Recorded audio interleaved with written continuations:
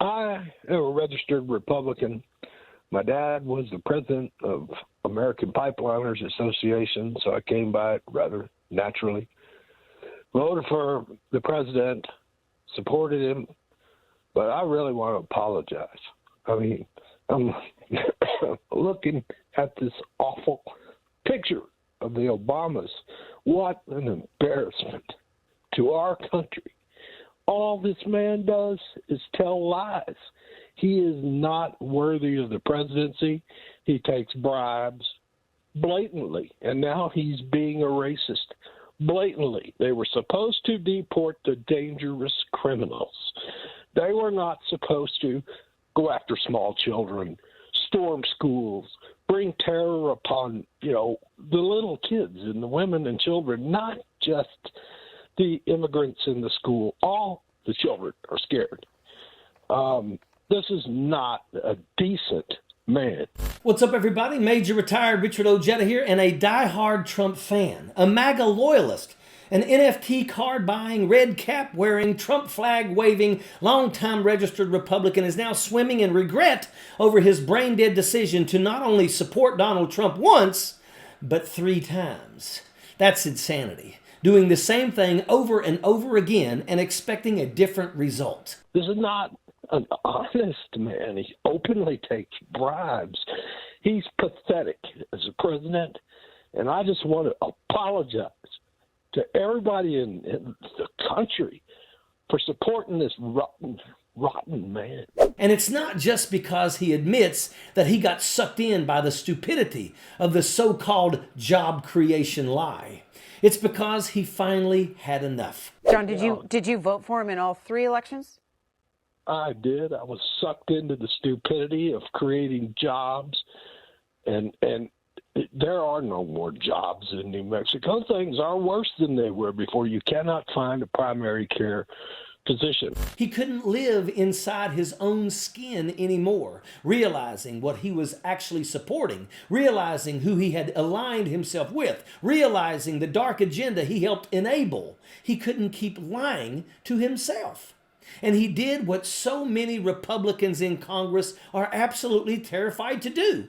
He spoke out of principle, out of disgust for everything Donald Trump and his administration stand for. Unlike GOP sellouts like James Comer or Jim Jordan, who basically actually learned something from this moment. And C-SPAN just happened to be the place where it all came spilling out. His raw, unfiltered reckoning with what supporting Donald Trump actually means. It was a full-blown confession, not just about politics, but about conscience, about realizing the damage that Donald Trump has done to the country and to himself. And what we saw on that call was something the MAGA world cannot stand. Someone admitting that they were wrong. That was the moment that it snapped. Because this wasn't just about vague regret. This was the MAGA spell starting to break in real time. Now, that shouldn't be some shocking act of courage, right? But in MAGA land, admitting that you were wrong is practically heresy. Instead of doubling down, instead of blaming a staffer, the media, Democrats, or some imaginary deep state, this guy said it plainly. He said he was wrong. He said that he was embarrassed. And he said the man he supported is not worthy of the presidency. And he finally got it right. What pushed him over the edge wasn't some policy disagreement or partisan squabble. It was that image. Barack and Michelle Obama depicted as apes. That was the line, a moral line. Because once you see that, you can't unsee it. And once that line is crossed, everything else comes rushing in behind it. The open corruption, the bragging about taking bribes, the cruelty masquerading as law and order. He talked about how they were supposed to go after dangerous criminals, not storm schools, terrorize kids, rip families apart, and leave children shaking in fear. And that matters. Because for years, MAGA wrapped itself in the fantasy of being tough, righteous, and protective. NRA flags, gun talk, rise up against tyranny. But when real tyranny showed up, masked agents, unaccountable power, armed men kicking in doors, suddenly all that bravado disappeared because it was never about freedom. It was about who gets protected and who doesn't. And then there's the stuff MAGA itself spent years screaming about. The Epstein files, the obsession with pedophiles, Pizzagate, secret cabals, and of course, save the children. For years, they told everyone else to wake up. And now that the names are coming out, it's not Obama, it's not Biden, it's Trump and his circle showing up again and again. That's not just hypocrisy, that's a betrayal so deep it forces a reckoning. And for a lot of longtime conservatives, there's another layer to this that hits even harder, and that's Russia. These are people who grew up being told Russia was the enemy. On AM radio, yes, even in church, doomsday preachers warning about the end of times, the tribulation. Russia was always cast as the villain. Now suddenly Donald Trump is aligning with Putin, trashing our allies, praising dictators, and treating authoritarian strongmen like role models. That's not just political whiplash.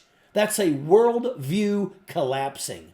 And when all of that crashes together, the racism, the cruelty, the corruption, the lies, the conspiracies that turn out to be projections, you hit a moment where you either double down or you break. This guy broke because MAGA panic has been feeding people the same diet for years. Fluoride hysteria, vaccine paranoia, aliens, end times nonsense, propaganda pumped through bots and bad faith influencers, all designed to keep people angry, scared, and locked inside a fantasy where admitting you were wrong was impossible. That's not strength. That's addiction. And like any addiction, recovery starts with the one thing narcissism can't tolerate, admitting that there's a problem. That's what Donald Trump can't do. That's why his enablers can't do it either. And that's why moments like this terrify the movement. Because when one person says it out loud, when they stop lying to themselves, it gives others permission to do the same. This caller proves something important, and that is that there's still hope.